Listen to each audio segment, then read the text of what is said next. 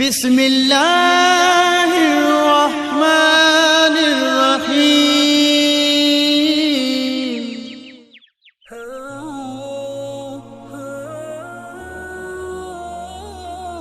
احنف بن قیس سے کہا کہ میں اس شخص علی رضی اللہ تعالی عنہ کی مدد کرنے کو چلا۔ راستے میں مجھ کو ابو بکر ملے، پوچھا کہاں جاتے ہو؟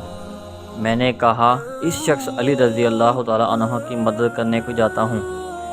ابو بکر نے کہا اپنے گھر کو لوٹ جاؤ، میں نے نبی کریم صلی اللہ علیہ وآلہ وسلم سے سنا ہے، آپ صلی اللہ علیہ وآلہ وسلم فرماتے تھے جب دو مسلمان اپنی اپنی تلواریں لے کر بھیڑ جائیں تو قاتل اور مقتول دونوں دوزخی ہیں۔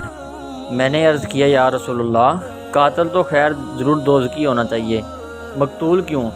فرمایا وہ بھی اپنے ساتھی کو مار ڈالنے کی حرص رکھتا تھا، موقع پاتا تو وہ اسے ضرور قتل کر دیتا، دل کے عزم صمیم پر وہ دوزخی ہوا۔